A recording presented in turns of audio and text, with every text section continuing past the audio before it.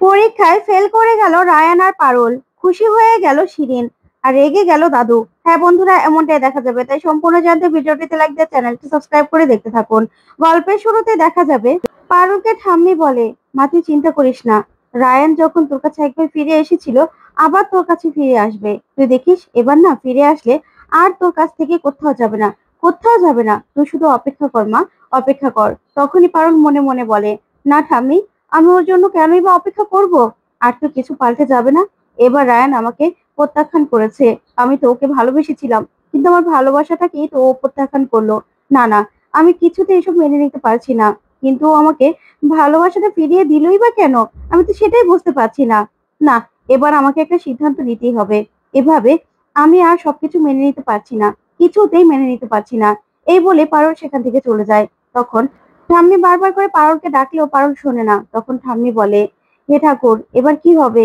মেয়েটা তো প্রচন্ড রাগ করেছে, অভিমান করেছে, ওর মনটা ভেঙে গেছে। তুমি দেখো ও যেন উল্টোপাল্টা কিছু না করে।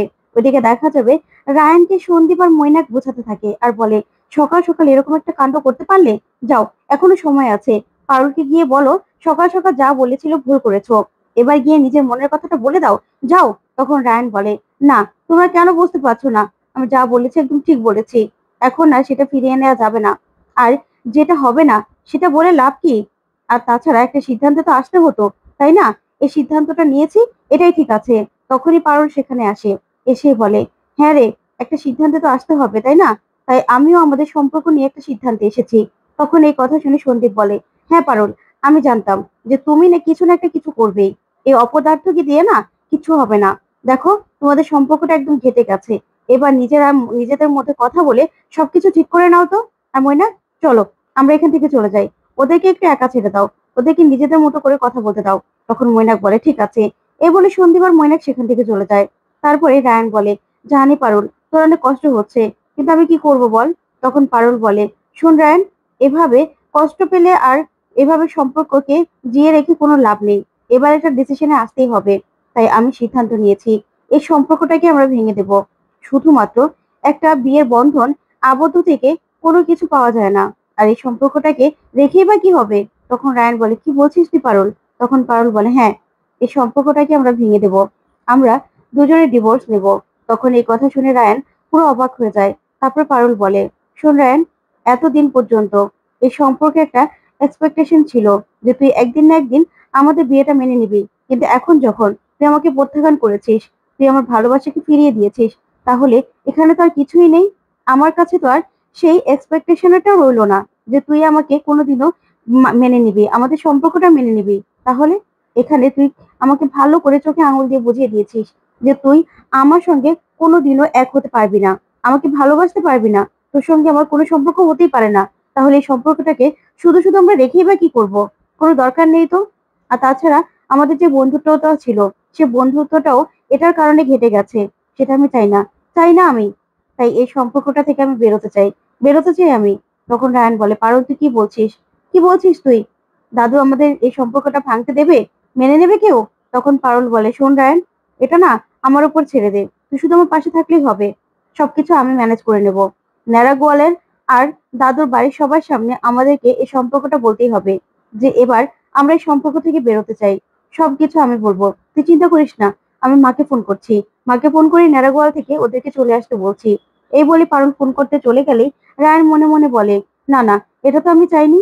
আমি তো, তুই দাদুর তালে তাল মিলিয়ে আমাকে কোণঠাসা করবি বলে আমি না করেছিলাম। কিন্তু এখন কি করব? এখন তো আমি আর পিছোতে পারবো না। যা হওয়া তো হয়েই গেছে, এবার যা হওয়ার হবে। কিন্তু এই সম্পর্কটা আমি আর মেনে নিতে পারবো না পারুল, অনেক লেট হয়ে গেছে। তারপর দেখা যাবে পারুল পারুলের মাকে ফোন করে। তখন পারুলের মা ফোনটা রিসিভ করে বলে, কিরে পারুল, পরীক্ষা ক্লাস এগুলো বলে বলে তো জামাই ষষ্ঠীতেও তুই আর জামাই আসলি না। এবার একটা ছুটি নিয়ে তোরা চলে আয় দেখি, এবার একটু আমি জামাই আদর করি। তখন পারুল বলে, না মা, আজকে সন্ধ্যাবেলায় তুমি সবাইকে নিয়ে নারায়ণগঞ্জ থেকে বসুবাড়িতে চলে এসো তো। আজকে এখনই টিকিট ধরবে, যেন সন্ধ্যায় সন্ধ্যায় চলে আসো। তোমাদের সঙ্গে আমাদের কথা আছে জরুরি। আর তোমার জামাই ওখানে আসতে বলেছে। তখন পারুলের মা, সত্যি রে পারুল, কাকাবাবু জানে? তখন পারুল বলে, হ্যাঁ মা, তোমরা চলে এসো। তখন এই কথা বলে ফোনটা রেখে দিলেই পারুলের মা বলে, কি ব্যাপার? পারুল হঠাৎ করে আমাদের বসুবাড়িতে কেন যেতে বলছে? কিছু কি হয়েছে? ওইদিকে পারুলকে রায়ান বলে, পারুল, তুই যা সিদ্ধান্ত নিয়েছিস ভেবেচিন্তে নিয়েছিস তো? তারপরে এগুলো নিয়ে আবার কোনো সমস্যার সৃষ্টি হবে না তো? ন্যাড়া গোয়ালে কি প্রতিক্রিয়া হবে তুই বুঝতে পারছিস? তখন পারুল বলে, দেখ রায়ান, সেগুলো ভেবে তো আর আমাদের কোনো দরকার নেই। এবার আমাদেরকে সম্পর্কটা ভাঙতে হবে। যে সম্পর্কের কোনো ভবিষ্যৎ নেই, সেই সম্পর্কটা বয়ে বেড়াতে আমি পারবো না অন্তত। যেখানে আমাদের বন্ধুত্বটাও ঘেটে গেছে, সেখানে আমি তোর স্ত্রীর সম্মান নিয়ে কোনোভাবেই তোর সামনে এগোতে পারবো না, তোর সামনে যেতে পারবো না। না, আমি এই সম্পর্কটা থেকে বেরোতে চাই। তখন রায়ান বলে, ঠিক আছে, আমিও চাই তুই যে সিদ্ধান্ত নিয়েছিস তোর সিদ্ধান্তকে আমি সম্মান করি। আমিও চাই তুই যেটা চাস সেটাই হোক। তখনই পারুল বলে, হ্যাঁ, এই সম্পর্কটা আমাদের আর বয়ে নিয়ে যাওয়ার কোনো দরকার নেই। জানি দাদু আটকানোর চেষ্টা করবে, কিন্তু আমাদেরকে এক হয়ে বলতে হবে। তখন রায়ান বলে, ঠিক আছে, এতে যদি আমাদের ভালো হয় তাহলে আমি তোর পাশে আছি। এই বলে দুজন ডিসিশন নিয়ে নেয়। ওদিকে দেখা যাবে সন্ধ্যা হলেই পারুলের মা বাবা আর টগর চলে আসে। তখনই পারুলের বাবা বলে, আচ্ছা কাকিমা, কিছু কি হয়েছে? না হলে পারুল আমাদেরকে যে আসতে বললো। তখন পারুলের মা বলে, হ্যাঁ, পারুল তো বললো যে জামাইও নাকি আসতে বলেছে। তখন ঠাম্মি বলে, না না মা, কিছু হয়নি, তোমরা চিন্তা করো না, সবকিছু ঠিক আছে। তখন তরিতা বলে, হ্যাঁ তাই তো, আপনাদের হয়তোবা ওদের দেখতে ইচ্ছে করেছে, তাই ও আসতে বলেছে পারুল, আর কিছুই না। তখন পারুল আর রায়ান নেমে আসে। তখন পারুল বলে, মা বাবা, তোমরা চলে এসেছো, তোমাদের সঙ্গে আমাদের কিছু কথা আছে। তখন দাদু বলে, দেখো তোমরা আবার কি বলবে, তোমাদের আবার কি কথা থাকতে পারে? তখন পারুল বলে, আমাদের কথা আছে। তখনই পারুলের বাবা বলে, কি হয়েছে রে মা, কিছু কি হয়েছে? তখন পারুল বলে, বাবা, মা, আমি আর রায়ান ঠিক করেছি যে আমাদের এই সম্পর্কটা থেকে আমরা বেরিয়ে যাব। এই সম্পর্কটাকে আমরা বয়ে নিয়ে যাব না। আমরা দুজন দুজনকে ডিভোর্স দেব।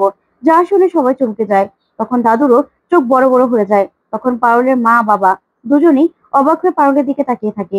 তখন পারুলের বাবা বলে, কি বলছিস মা তুই? তখন দাদু বলে, ওদের কথা কান দিবে না বাসুদেব, তুমি না ওদের কথা কান দিবে না, ওরা এমনিতেই বলছে, তোমরা চুপ করো। তখন পারুল বলে, না দাদু, যেটা সত্যি সেটা বলতে বলতে দিন আমাদের। মা, আমাদেরকে জোর করে বিয়ে দেওয়া হয়েছিল, এতদিনেও দুজন দুজনকে কিছুতেই মেনে নিতে পারিনি।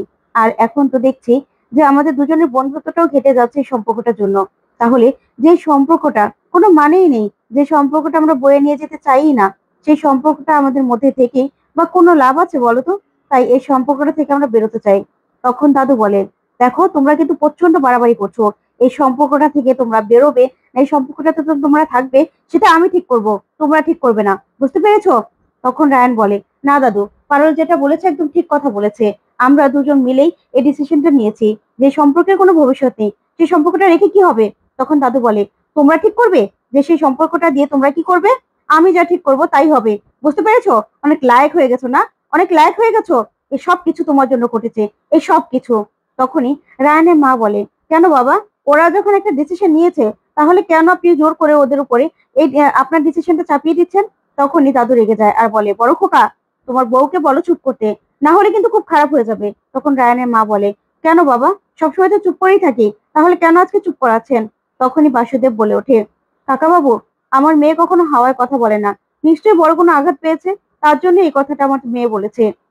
তখন পারুল বলে, হ্যাঁ দাদু, আমরা এই সম্পর্কটা রাখতে চাই না, এই সম্পর্ক থেকে আমরা বেরোতে চাই। তখন দাদু রেগে যায় আর বলে, দেখো পারুল, এবার কিন্তু বড্ড বাড়াবাড়ি হয়ে যাচ্ছে। আর রায়ান, তোমার জন্যই সবকিছু হয়েছে। এই বলে রায়ানকে মারতে যায় দাদু। তখনই পারুল ধরে আর বলে, দাদু প্লিজ আমাদের সঙ্গে এরকম করবেন না, করবেন না এরকম। তখন দাদু বলে, পারুল সর, না হলে কিন্তু হাত উঠে যাবে। আর এক্ষুনি তো বাবা মাকে বল, যা বলেছিস মিথ্যে কথা বলেছিস, ভুল বলেছিস। তখন পারুল বলে, না দাদু, মাফ করবেন, এই কথাটা আমি বলতে পারবো না। তখনই দাদু পারুলকে মারতে যায়। তখন ঠাম্মি বলে, থামো, তুমি থামো, মাথাটা ঠান্ডা করো। তখনই ঠাম্মি অসুস্থ হয়ে যায়। আর অসুস্থ হয়ে গেলেই তখন সবাই ঠাম্মিকে নিয়ে অস্থির হয়ে পড়ে। তারপরে দাদু বলে, তোমাদের দুজনের জন্য এই অবস্থা, সুরমার যদি কিছু হয় তোমাদেরকে আমি ছাড়বো না। তখন পারুল আর রায়ান দুজনেই খুব